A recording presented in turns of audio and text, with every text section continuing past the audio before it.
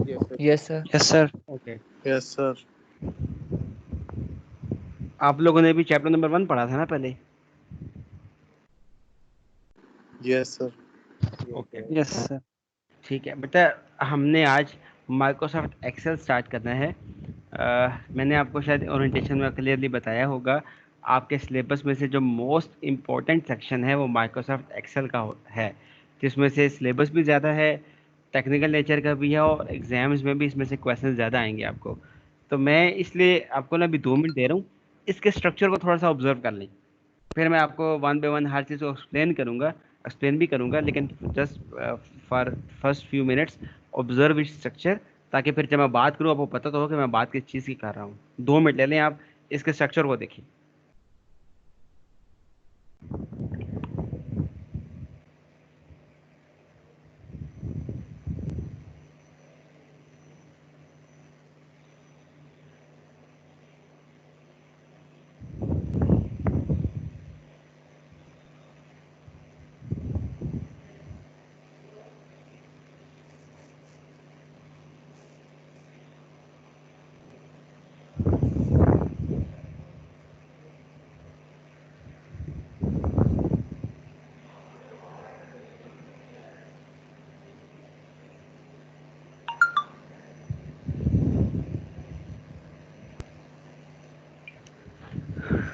Okay, अच्छा बेटा, इसके इंटरनल स्ट्रक्चर से स्टार्ट करते हैं ताकि हम चीज़ों को अच्छी तरह से समझ सकें। बेटा इसके जो इंटरनल स्ट्रक्चर है ये वाला सारा, यहाँ पे आपको क्या नज़र आ रहा है? इनको किन टर्म्स के साथ हम बुला सकते हैं, क्या नाम कहें इनके?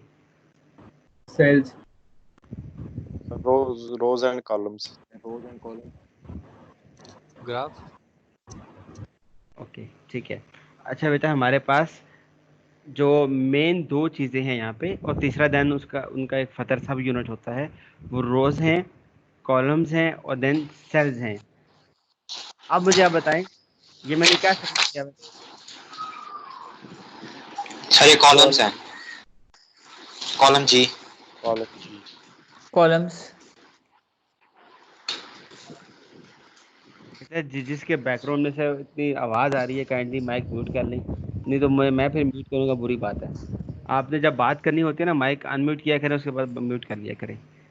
अच्छा बेटा, हमारे पास जो इस वक्त सिलेक्टेड कॉलम है वो जी है। इसी तरह से अभी मैं ये इसलिए करूँ क्योंकि आपको बेसिक्स मुझे समझाने लगा हूँ ना। ये देखिए, ये कॉलम जे है। इट मीन्स कि अगर आप ऑब्जर्व करें तो कॉलम्स के ऊपर अल्फ़ाबेट्स लिखे हुए हैं, मीन्स जो कॉलम्स की हेडिंग्स है, जो हम कह रहे हैं ए बी सी डी, ये कॉलम्स की जो हेडिंग्स है ये अल्फ़ाबेट्स की फॉर्म में है, तो इसको कहते हैं लेबल्स। तो अगर आप स्पेसिफिकली लिख लें यहाँ पे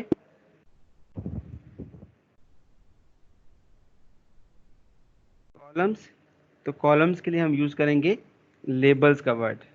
तो कॉलम्स आर लेबल्ड। इसीलिए मैंने कहा था कि आप स्ट्रक्चर को ऑब्जर्व करें, क्योंकि हमने इस पर बात करनी थी। और आगे थोड़ा सा और इसको देखें तो इसकी जो ओरिएंटेशन है बेटा वो चेक करें, वो हॉरिजॉन्टल फॉर्म है या वर्टिकल फॉर्म में है? ये sir vertical. Vertical form sir. बेटा इसीलिए मैंने आपको स्लाइड करके दिखा था, ये देखिए ये वर्टिकल होता है, ये वाला जो है। It means columns are vertical. Vertical. चल, अब ये भी क्लियर हो गया हमारे पास। अब दूसरे नंबर पे इसके साथ जो पड़ोस है इसका वो है रोज। तो रोज को अगर आप देखेंगे तो लेफ्ट साइड में बेटा क्या लिखा है, आप बस ये चेक करें,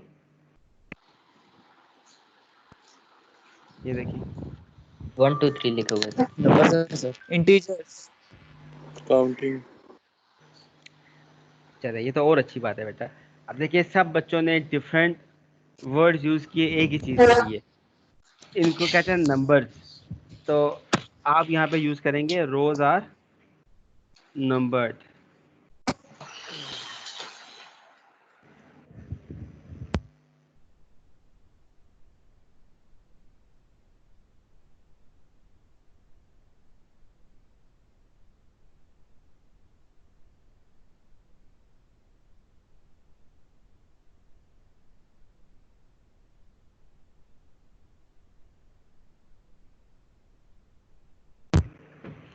अच्छा, और बेटा रोज की जो शेप है या डायमेंशन है वो किस फॉर्म में दिख रही है बेटा आपको? Horizontal. Horizontal. That's why I was saying कि बेटा आप ऑब्जर्व कर लें।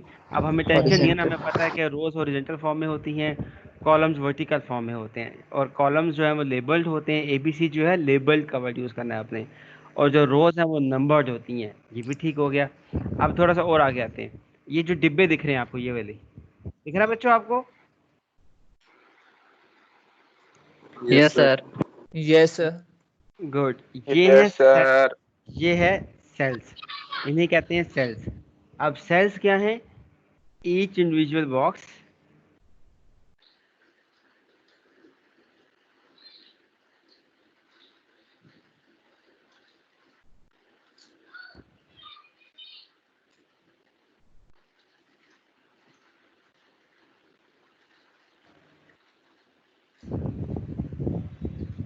ठीक है बच्चों?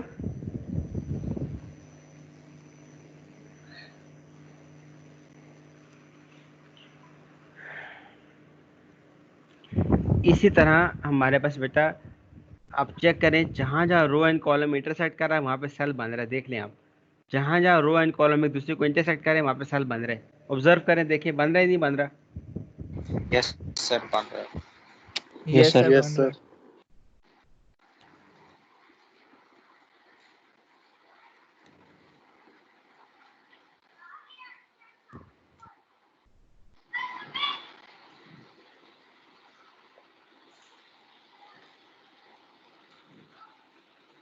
तो ये डेफिनेशन पे ठीक है ना, इसकी जो दूसरी लिखी है मैंने?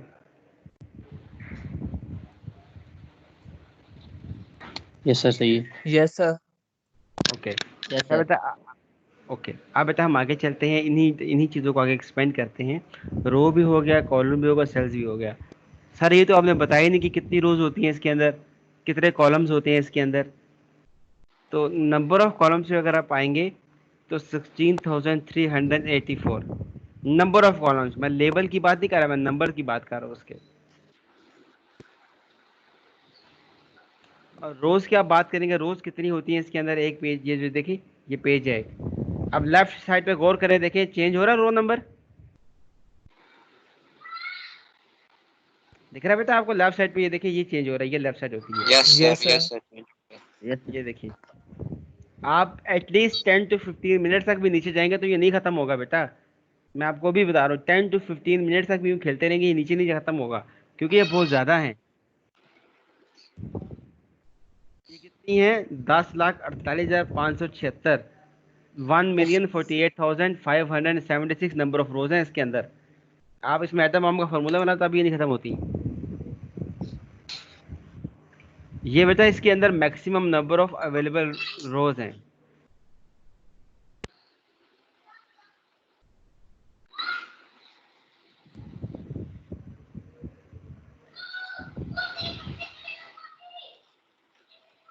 अच्छा, अब यहाँ पे आपको कोई अगर ये पूछ ले कि बच्चों बताओ नंबर ऑफ सेल्स कैसे निकालेंगे, तो क्या बताओगे उसको? मल्टीप्लाई करके सर। सर दोनों को ऐड कर देंगे। इंटरसेक्शन ऑफ रोज और कॉलम्स हमारे पास सेल्स बनाते हैं। तो बेटा अगर इंटरसेक्शन की बात है फिर मल्टीप्लाई करना पड़ेगा ना उसको। Is equal to number of columns multiply by number of rows. ये देखिए ये तो है, number of columns multiply by number of rows. इन दोनों को आप मल्टीप्लाई करोगे तो टोटल नंबर ऑफ सेल्स निकलेंगे जो एक शीट के अंदर। बेटा ये बात समझिए, ये एक पेज की बात हो रही है। जैसे एक बुक है उसमें 400 पेजेस हैं, 400 पेजेस है सपोज उसमें, तो हर पेज पे अपना कंटेंट लिखा हुआ होता है, नंबर ऑफ रोज कुछ ना कुछ लिखा होता है उसके अंदर। इसी तरह ये एक शीट की बात हो रही है कि एक शीट के ऊपर आप कितने कॉलम्स है, इतने रोज है और इतने सेल्स हैं जो भी आप देखेंगे। ये ट्रिलियंस में है, ये देखें। इसको आपको याद रखने की बिल्कुल भी जरूरत नहीं है बेटा। आप रोज को याद रखें, कॉलम्स को याद रखें, उन दोनों को मल्टीप्लाई करें, आपका आंसर आ जाएगा। और ये मैंने आपको अभी कुछ देर पहले बताया था कि एक्सेल आपको पेपर में ऐसे ही अलाउड होगा। शायद आपको नहीं, दूसरे बैच को बताया था। आपको पेपर में एक्सेल ऐसे ही अलाउड होगा जैसे मैं अभी आपके सामने यूज कर रहा हूँ। कोई आपको मना नहीं करेगा क्यों यूज कर रहे हो, चीटिंग क्यों कर रहे हो, आपके सिलेबस में है। प्रैक्टिकल सॉफ्टवेयर है और प्रैक्टिकली आप इसको ऐसे यूज करके आंसर्स निकालोगे। डिफरेंस बेटा पता क्या है, अगर आपने पहले मे बी अगर आईसीएस किया हुआ हो या कभी कंप्यूटर देखा हो, आपको पता हो प्रैक्टिकल कैसे होता है। नॉर्मली पुराने ज़माने में ऐसे होता था कि आप प्रैक्टिकल करते थे और इसी फॉर्म में आप पेपर सबमिट करते थे प्रैक्टिकली।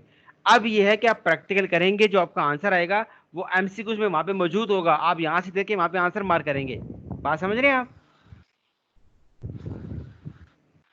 Yes sir. तो जब तक आप प्रैक्टिकली परफॉर्म नहीं करेंगे, आंसर नहीं आएगा, तो आंसर मार्क कैसे करेंगे? जुबानी थोड़ी होगा ये। तो इसके लिए आपको एक्शन मिलेगा, वहाँ पे अलाउड होगा आपको। अच्छा बच्चों, अब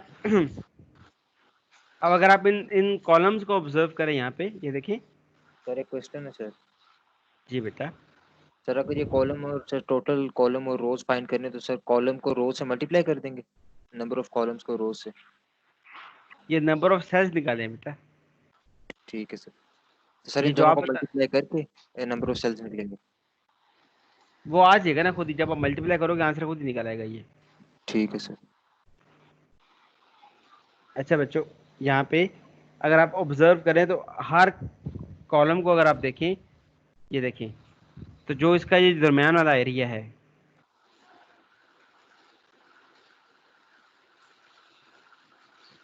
ये वाला बेटा, इसको विथ कहते हैं।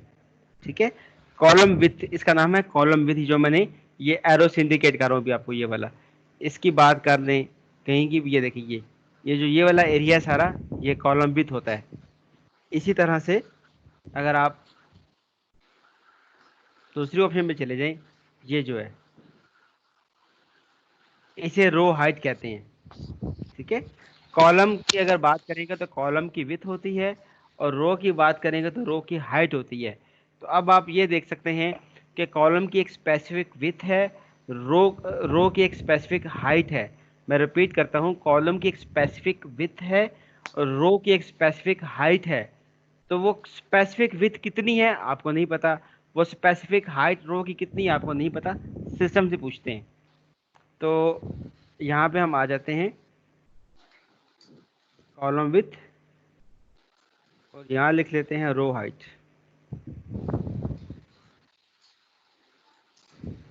बेटा आपको ये फॉर्मेट मेन्यू दिख रहा है सामने, फॉर्मेट? Yes sir. इस पे आप क्लिक करेंगे ना, तो आपके पास रो भी शो होगी, कॉलम भी शो होगा। मैं क्योंकि फिलहाल कॉलम की बात कर रहा हूँ, तो मैं कॉलम विथ पे जा रहा हूँ। ये देखिए एरो लगा, मैंने भी आपको ये बना के दिखाया है। कॉलम विथ पे क्लिक करूंगा, चेक करें, चेक करें यार, ये तो मैंने चेंज किया हुआ है, खैर।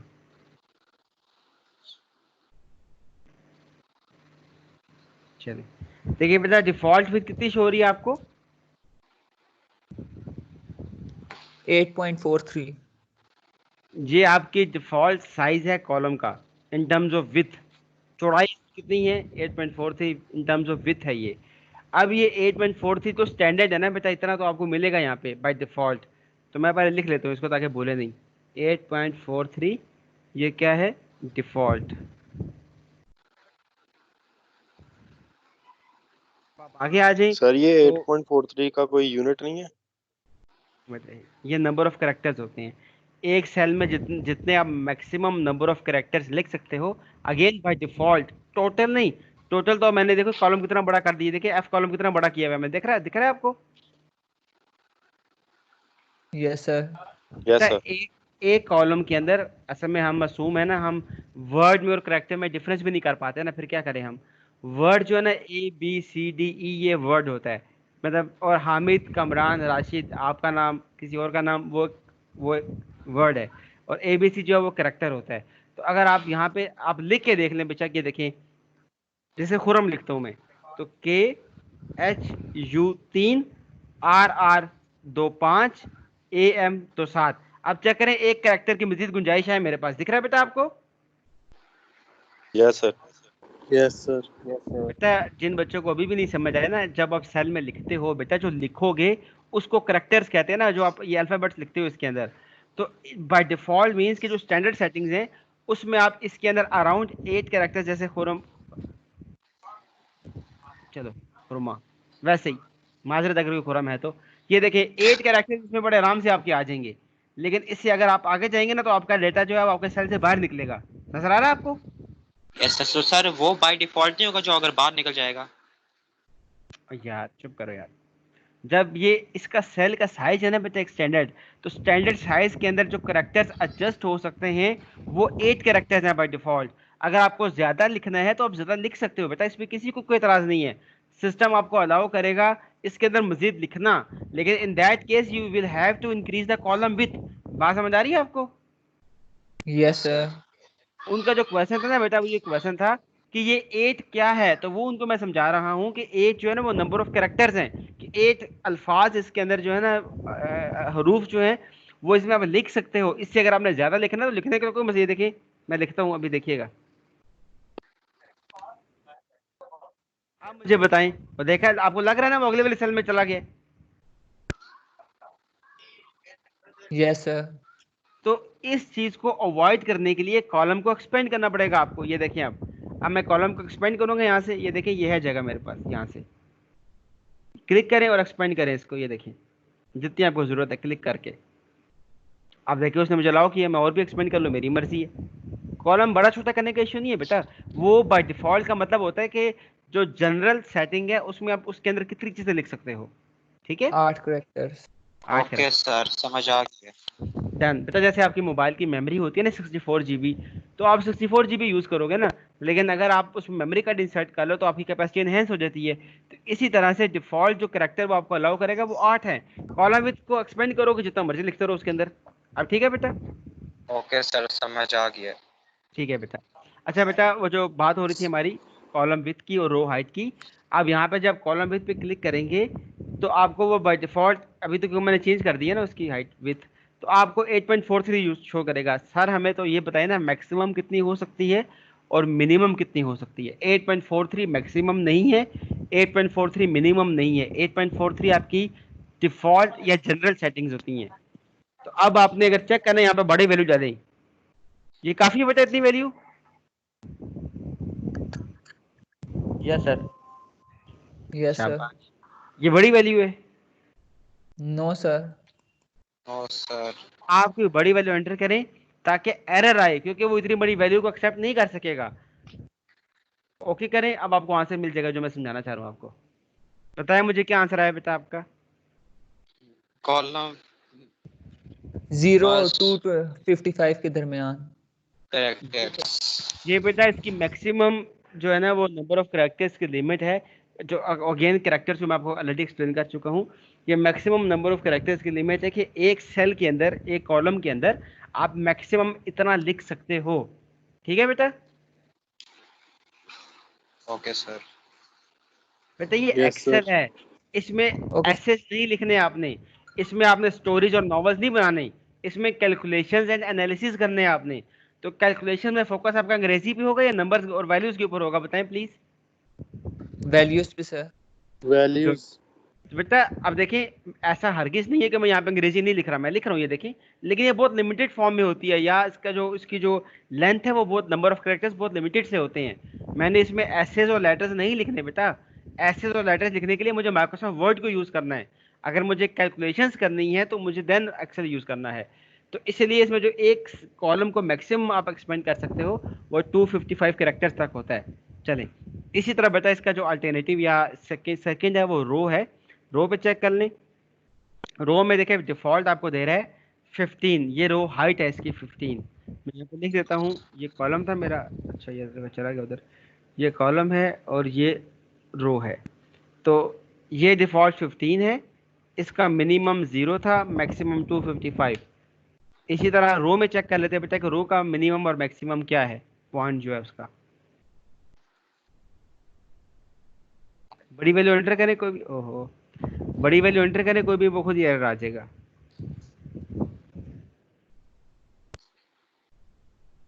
जीरो टू 409, ये भी सेम वही रूल है बेटा, ये उसकी हाइट है, ऊंचाई।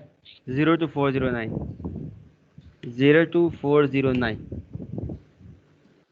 0 to 409, ये इसकी मैक्सिमम रो की हाइट है जो आप सेट कर सकते हो, और कॉलम की मिनिमम 0 है और मैक्सिमम 255 है। आई होप सो ये क्लियर हो गया होगा, लेकिन अगर कुछ पूछना तो प्लीज पूछ लें।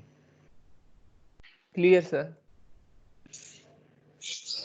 सर अगर मोबाइल में डाउनलोड करके हम अगर इसकी प्रैक्टिस करें तो इंटरफेस वगैरह डिफरेंट हो, अगर कंफ्यूजन वगैरह तो नहीं होगी बाद में? नहीं बेटा, अगर आपका फुल वेरिएंट है जो मतलब जिसके अंदर फीचर्स सारी अवेलेबल हैं तो डिफरेंस नहीं होता। फिर आप अभी कौन सा वेरिएंट डाउनलोड करोगे? अगर आप करना चाहोगे तो कुछ प्ले वर्किंग स्टोर से। कर लो, मैक्सिमम ऑप्शंस वही प्ले होंगी स्टोर से जो बेटा, मैक्सिमम ऑप्शंस वही होंगी। और इंशाल्लाह आपको पता है कि कुछ दिनों में, may be next 10 to 15 days में आपका जो, बेटा एक मिनट वेट कीजिएगा, मुझे कॉल आ रही है प्लीज।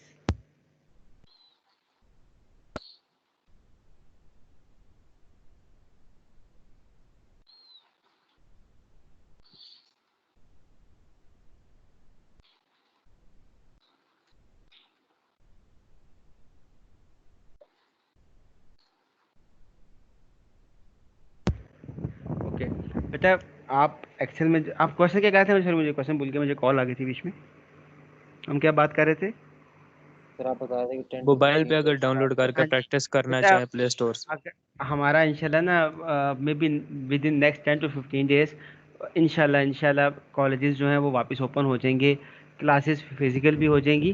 तो अगर आपके पास मतलब रिसोर्सेज का इशू है कि आपके पास लैपटॉप नहीं है या सिस्टम नहीं है और आपको प्रॉब्लम है डाउनलोड करने में, तो यहाँ पे हमारे पास अपनी लैब्स हैं, यहाँ पे क्लासेस में सब कुछ इंस्टॉल हुआ हुआ होता है। तो बेहतर ये है कि आप डाउनलोडेड वेरिएंट यूज़ करें जो फुल वेरिएंट होता है। बाकी initially to start with the things, आप जो ये रोज कॉलम्स ये जो पढ़े सारा कुछ आपके पास ही वही होगा। लेकिन बेटा क्योंकि वो ऑनलाइन वेरिएंट है, आपको भी पता है बेटा,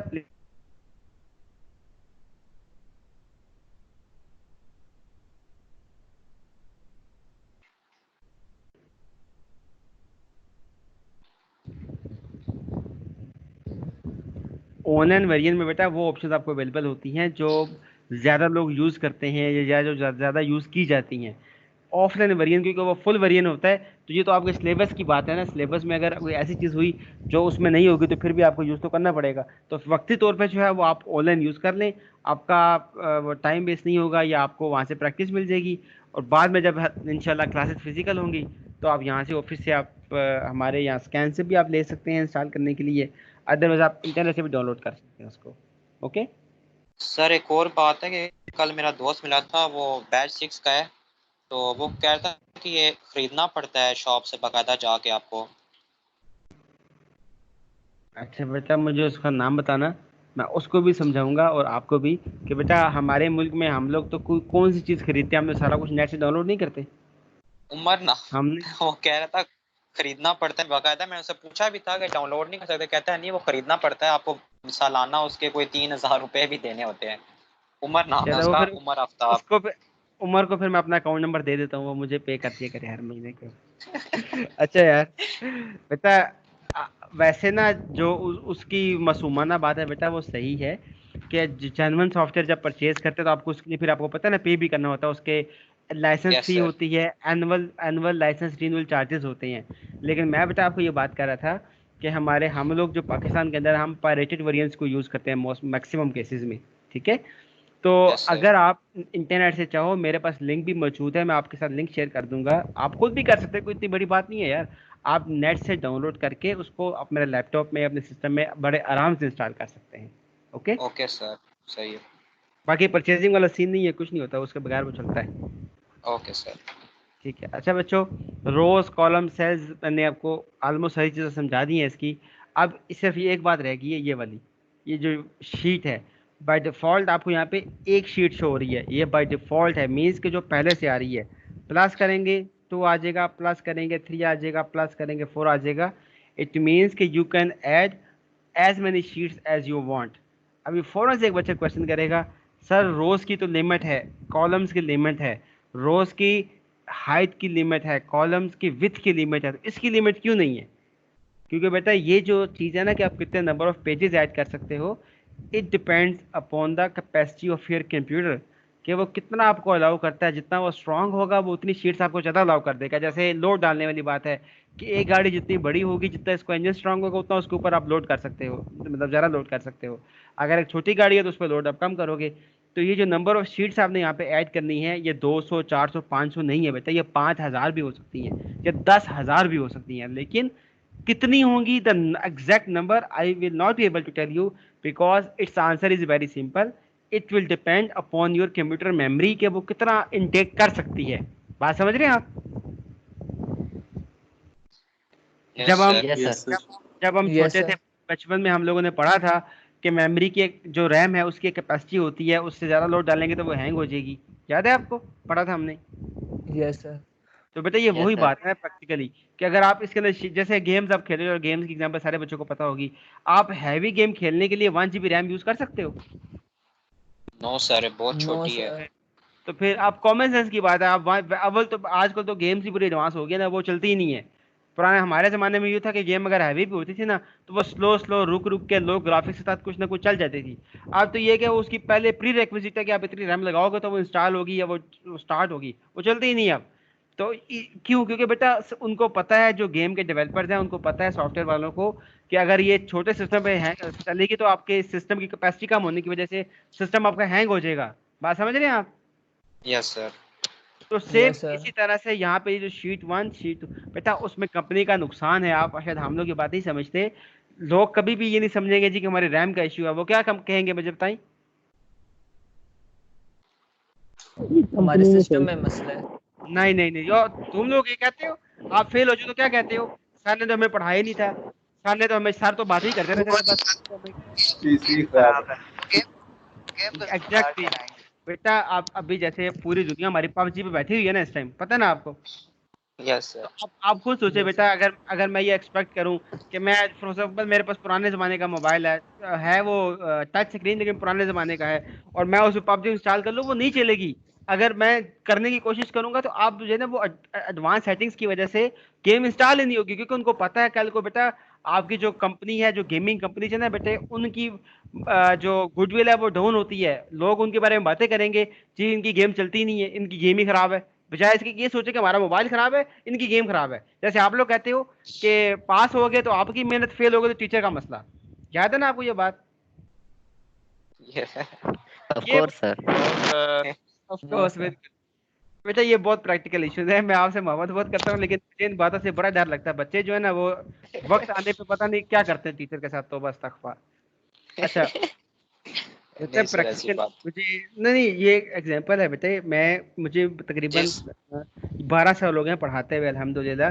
तो मैं एक फेज से गुजरा हूँ ना बेटा. मुझे पता है कि आपके 12 सालों में अगर आपने सपोज मैंने अगर 100 बैचेस पढ़े हैं, सपोज, हालांकि ये बहुत मिनिमम सा नंबर है, तो डू यू थिंक कि 100 बैचेस में कोई ऐसा बच्चा नहीं मुझे मिला होगा? ऐसा हो ही नहीं सकता.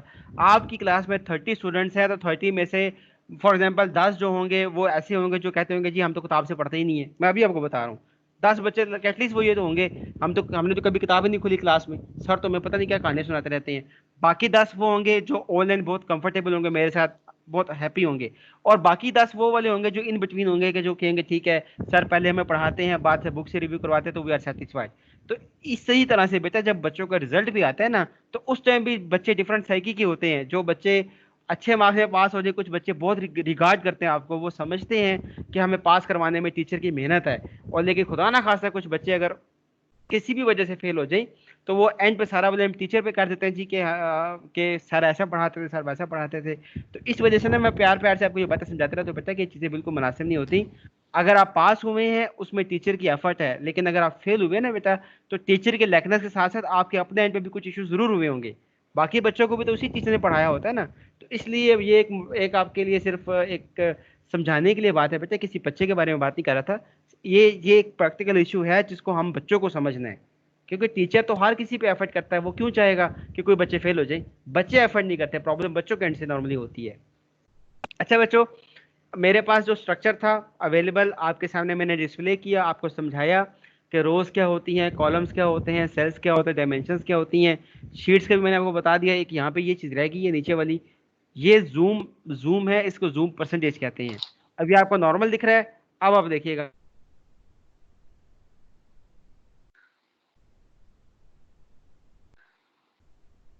देखिए बेटा आपने, yes sir. Yes sir sir ये साइज जूम जूम कैसे होगा सर?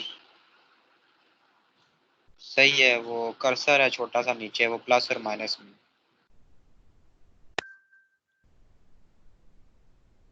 मैक्सिमम 10% है इसमें. और मैक्सिमम 100% है। यहाँ तक ठीक है बच्चों? बहुत आसान है। सर मिनिमम कितना है, मैक्सिमम कितना? 10% मिनिमम और मैक्सिमम 400% है। Okay sir. ठीक है, लेकिन यहाँ पे एक एमसीक्यू अभी 1 नंबर का, ये थोड़ी पूछेगा आपसे वो मिनिमम कितना होता है और मैक्सिमम कितना, ये बच्चों वाला सवाल है, पूछे गया वो। अब देखें, अब कौन बच्चा मुझे बताएगा, ये मैंने इसको बहुत ज्यादा जूम इन कर लिया ना, बहुत बड़ा बड़ा दिख रहा है आपको, प्रिंट में ये कैसा दिखेगा? बहुत रफ। नॉर्मल दिखेगा। नहीं दिखेगा आपको, स्टैंडर्ड फॉर्म में दिखेगा। मैं ये यही तो आपको बता रहा हूँ, ये 1 नंबर का एमसीक्यू है पक्का आपका, कि जो वो जिस बच्चे ने राफ को बताया ना, उन्होंने अपनी अंडरस्टैंडिंग के हिसाब से बताया होगा ना, वो किसी और पॉइंट से इसका आंसर कर रहे थे। बेटा ये जो आपने जूम इन किया हुआ है, it has nothing to do with the print out. Print out में अभी हमको दिखाता हूँ ना जाके, प्रिंट आउट में स्टैंडर्ड फॉर्म में जो स्टैंडर्ड साइज है इसका उसमें शो होगा। आप जूम इन करें तब भी ये स्टैंडर्ड फॉर्म में शो होगा, इसको आप ऐसे कर लें। आप ऑनेस्टली मुझे बताएं, आप इसको रीड कर सकते हैं क्या लिखा हुआ है? No sir. नो नहीं सर। कर सकते ना। No sir. लेकिन प्रिंट में देखिएगा अभी भी इसको स्टैंडर्ड फॉर्म में शो करेगा। तो समझना यहाँ पे ये है कि जूम इन और जूम आउट करने से बेटा आपके प्रिंट सेटिंग्स के ऊपर कोई इफेक्ट नहीं होता। बात क्लियर हुई आपको? Okay sir. Yes sir. ये चेक करो, मैंने वहां पे जूम इन आउट किया, वो किया हुआ है 10% पे किया हुआ है, और चेक करो यहाँ पे हामिद स्टैंडर्ड फॉर्म में शो हो रहा है। वो जो बिल्कुल आपका माइक्रो से भी छोटा हो गया, वो यहाँ पे वो वाला सीन नहीं है, यहाँ पे स्टैंडर्ड फॉर्म में शो कर रहा है। आपको दिख रहा है बेटा आपको? Yes sir. ओके, और ये Yes, sir. बैकग्राउंड में Yes, sir. दोबारा बेटा बैकग्राउंड में दोबारा देख लें, ये देख लें, ये आपको यहाँ नजर नहीं आ रहा, लेकिन वहां पे प्रॉपर दिख रहा है आपको, क्योंकि जूम का बाकी चीजों से कोई कंसर्न नहीं है। ये मैं इसको वापस स्टैंडर्ड फॉर्म में ले आता हूँ, अब ये ठीक हो जाएगा। ये ओके बच्चों?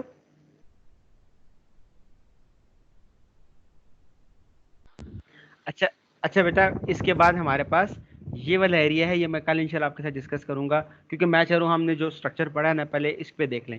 इसमें किसी किस्म की बेटा कोई बात आपको नहीं समझ आई, कुछ पूछना तो प्लीज मुझे बताएं, ताकि हम जो आज टॉपिक पढ़ा है इसको आज ही क्लोज कर लें, कल पे ना लेके जाए। कुछ सर पूछने? एक दफा बस जूम इन और जूम आउट वाला फिर जरा कॉन्सेप्ट रिपीट कर दें।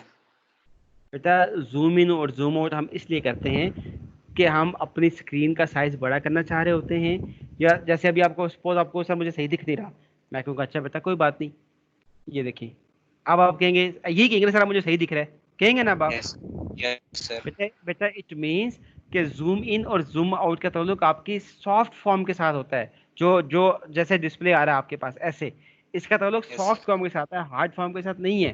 हार्ड फॉर्म में मीन्स जब आप प्रिंट लोगे तो प्रिंट प्रीव्यू लेके चेक कर सकते हो, ये स्टैंडर्ड फॉर्म में ही शो होता है, क्योंकि जूम आपको जूम इसलिए करते हो कि देखने में आपको आसानी हो, तो उसका ताल्लुक प्रिंट के साथ नहीं होता। ओके, ये बताया था मैंने। ठीक हो गया सर, ठीक हो गया। और किसी Yes, बच्चे sir. का बेटा फीमेल्स में से किसी को क्वेश्चन हो तो प्लीज पूछ लें, ये बहुत बेसिक चीजें हैं।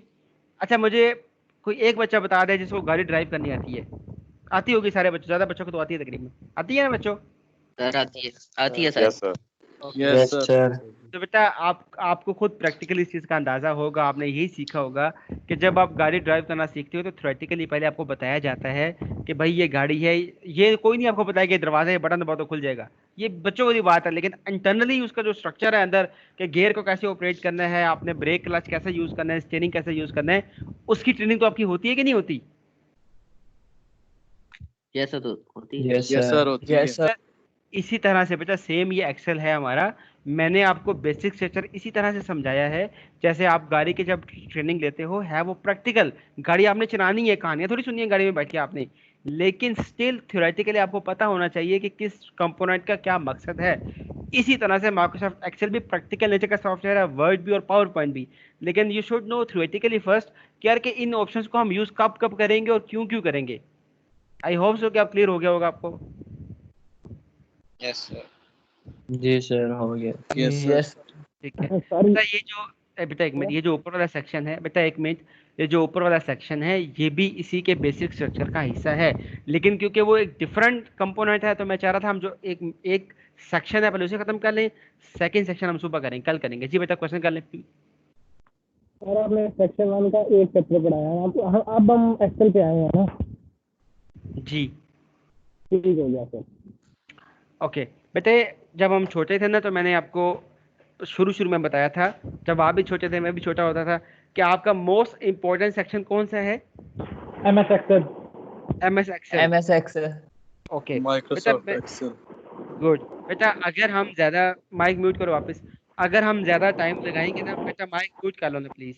अगर हम लोग ज़्यादा टाइम लगाएंगे विंडोज़ के बेसिक सेक्शन के ऊपर, मैं कोई चीज़ भी बच्चों को कभी स्किप नहीं करवाता, स्किप नहीं की, सिर्फ पोस्टपोन किया है, ताकि जब हमारे पास बाद में टाइम ज़्यादा हो, मतलब टाइम बचेगा। चैप्टर नंबर 2 चैप्टर नंबर 3 में क्या है, डेस्कटॉप पे आइकन्स कैसे बनाते हैं, सॉफ्टवेयर को इंस्टॉल कैसे करते हैं, इंटरनेट कैसे यूज़ करते हैं, ईमेल कैसे यूज़ करते हैं, एंटीवायरस क्या होता है, वायरस क्या होता है, इस तरह की बातें उसके अंदर चैप्टर 2 एंड 3 के अंदर। तो बेटा वो एक तो इतनी इंपॉर्टेंट भी नहीं है, और दूसरा वो एग्जाम में भी आपको उसमें से तकरीबन ना होने के बराबर ही कुछ आना है। चैप्टर 1 में से आपको ज्यादा आना है, मैंने इसी वजह से चैप्टर 1 आपको थोरली पढ़ाया था और कोशिश की थी कि ज्यादा टॉपिक्स को हम कवर कर लें। अगर मैं चैप्टर 2 को भी वैसे ही पढ़ाऊंगा, चैप्टर 3 को भी वैसे, मतलब इस चीज को छोड़ के मैं पढ़ाता रहूं आपको कि जी के पेपर में आए ना आए, मैं आपको बच्चों को वैसे इंजॉय करवाता रहूं, तो बेटा फिर सिलेबस कैसे खत्म करेंगे हम? सर अच्छा हुआ आपने कंफर्म कर दिया। जी बेटा, मेरा जो कंसर्न है सिर्फ ये है, मैं again saying it very clearly, हम कोई भी चैप्टर नहीं छोड़ेंगे, ये मैंने आपको शुरू में भी ये बात समझाई थी।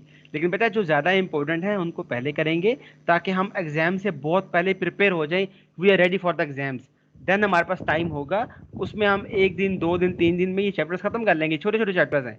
लेकिन मैं नहीं चाहता कि हम मेन टॉपिक से छोड़ के उन टॉपिक्स को पहले पढ़ते रहे जो एग्जाम में आना ही नहीं है।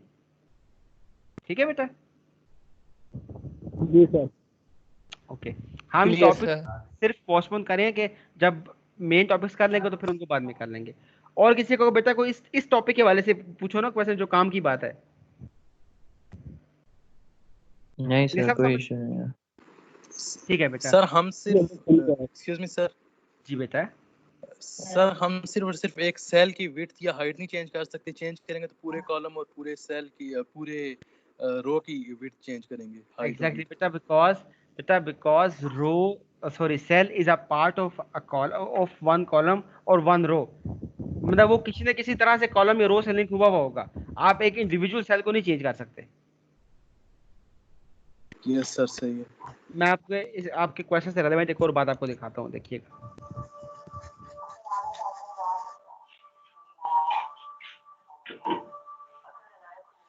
अब ये देखिए बेटा, सपोज हमारे पास यहाँ पे एक ये कॉलम है, ये पूरा कॉलम, ये देखिए, आप क्लिक करें, यहाँ पे देखिए हमारे पास हाइट,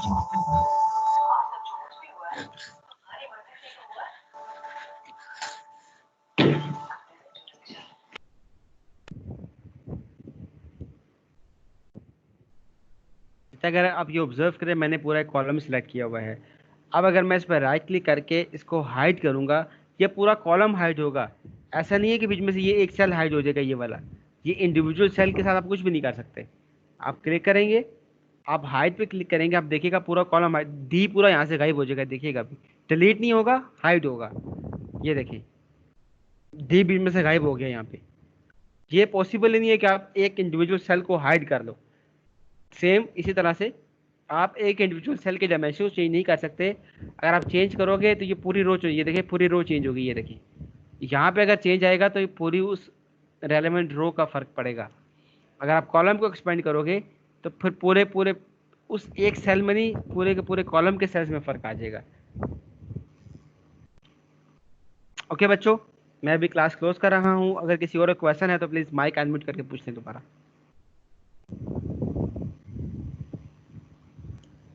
सर ये जो कॉलम नंबर्स हैं ऊपर अल्फाबेट लिखे हुए हैं ABCD, वो तो जाएंगे Z तक, 26 होंगे वो।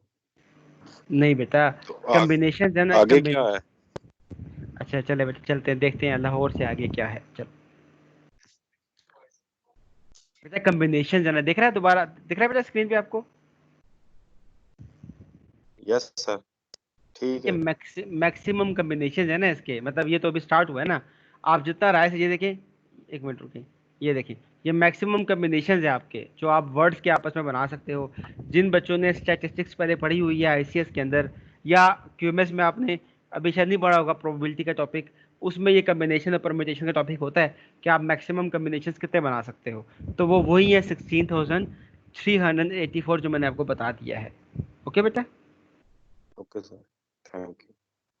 ना रिपीट नहीं होगा, मतलब ये BT दोबारा नहीं आएगा, BU दोबारा नहीं आएगा, क्योंकि जैसे हमारा हर एक इंडिविजुअल का ID कार्ड नंबर अपना होता है, हर एक इंडिविजुअल का मोबाइल नंबर अपना होता है, इसी तरह से सेल एड्रेस भी हर सेल का अपना होगा। इसमें रिपीट वाला सीन नहीं है। रो नंबर 1 दोबारा कभी नहीं आएगी, रो नंबर 2 दोबारा कभी नहीं आएगी। ओके बेटा, ओके सर, ठीक। Yes sir. ओके बेटा, जी सर ये जी वाला जी टॉपिक पूछिए। किस चैप्टर से सर? चैप्टर नंबर 4 है बेटा। सर जब चैप्टर नंबर 4 स्टार्ट हुआ है। ठीक है जी सर। चैप्टर नंबर 4 है, आपके पास बुक मौजूद है, आप बुक से रिव्यू कीजिएगा। चैप्टर 4 का जो पहले 2 पेज है ना वो अभी आपने पढ़े हैं, लेकिन अभी तो मैंने स्टार्ट किया ना, बाकी कर रहे हैं ना साथ साथ। ठीक है सर। ओके, ठीक है, ठीक है बच्चों, मैं क्लास क्लोज सर कर रहा हूँ। कल जो आपने सर जी कल बोल। जो आपने PDF भेजा था उसके करेक्ट आंसर्स लगा के भेज देना साहब के सब। ओके ठीक है, मैं बेटा मेरी अभी 4 से 5 फिर क्लास है, मैं शाम में किसी टाइम ना उसके जो करेक्ट आंसर हैं मार्क करके आपके साथ मैं ग्रुप में ही शेयर कर लूँगा, आप अपने यहाँ से खुद भी मैच कर सकते हैं, कोई मसला नहीं है। ठीक है, हाँ क्या सर। ओके, टेक केयर बेटा, अल्लाह हाफिज़। अल्लाह हाफिज़। हाफिज़।